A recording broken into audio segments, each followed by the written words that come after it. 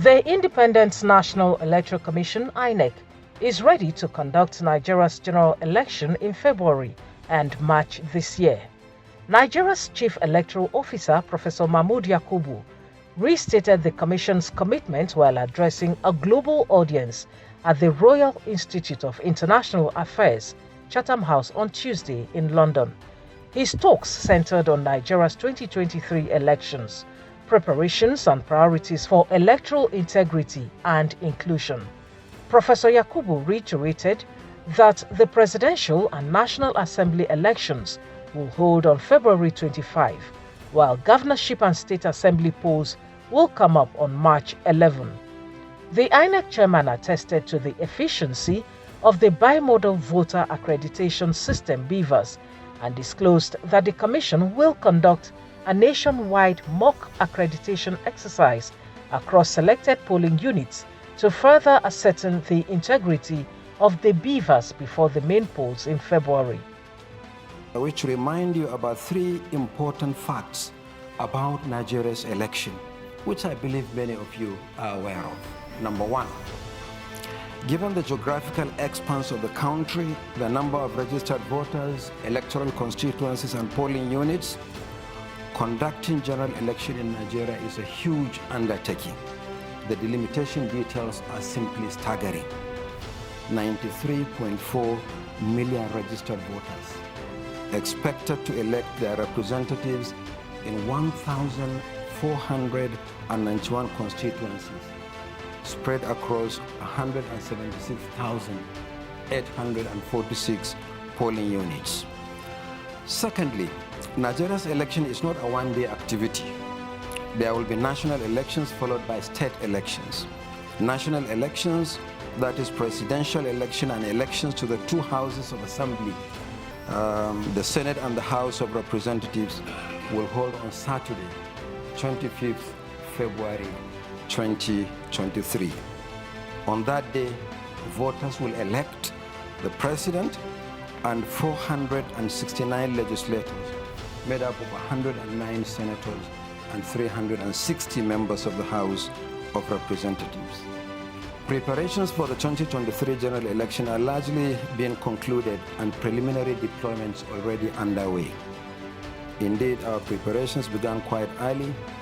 One important lesson from 2019 is that early preparations for election provide opportunities for adequate planning, acquisition, and testing of systems. We know that political actors often try to undermine the process by attacking the technology, casting doubts on its suitability, bypassing its use, or indeed seeking to undermine its security.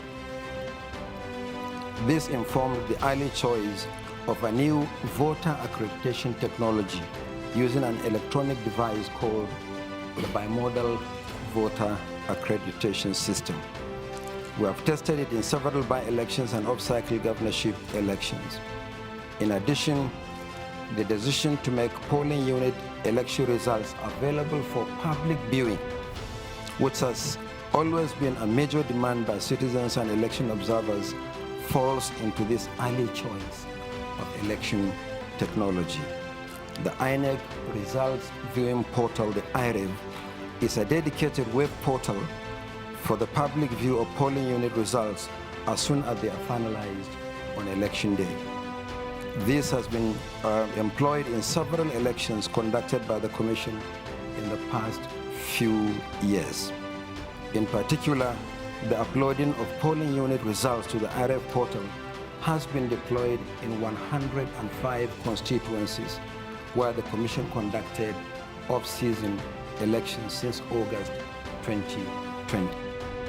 Back home, the Commission continued its quest to better the outcome of the forthcoming election.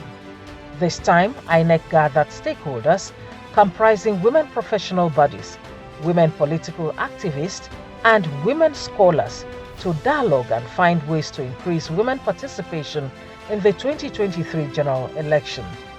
Speaking at the event held in Abuja on Wednesday, INEC National Commissioner and Chairman, Outreach and Partnership Committee, Professor Kunle Ajayi, maintained that the population of Nigerian women is as large as that of men, currently standing at 49.4% to 50.6% men. He added that in terms of electoral strength and voting population, there are also almost as many women registered voters as men, and stressed the need to translate this data into actual reality and voting force. Indeed, it is a known fact that the population of Nigerian women is as large as that of men. Similarly, in terms of electoral strength and voting population, there are almost as many women registered voters as men. According to the INEC Continuous Voter Registration Report, published about a week ago, the total registered number of voters for the 2023 general election stands as 93.4 million, out of which women voters constitute 44.4 million, or 48%, while the men constitute 49.05 million, or 52%. By implication, this means that the Nigerian women are a major power bloc and a voting force to contend with in the forthcoming general elections. However, to translate this data into actual reality and voting force, the Nigerian women need to rise above all socio-economic and political factors militating against them.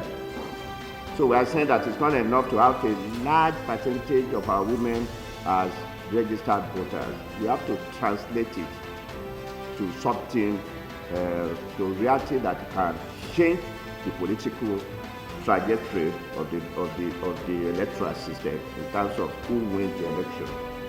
This indeed is a herculean task, but with the power of your PVC and the opportunity of the coming elections, there is an avenue for women to change the narrative, speak with a united voice, and grasp with the mantle of leadership in their favor.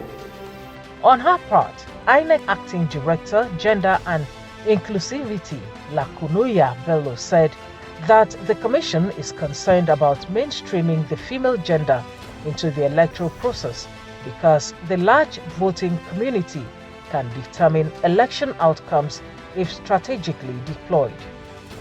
Nigeria is signatory to a significant number of international and regional protocols and conventions that guarantee the protection of women's rights to political participation.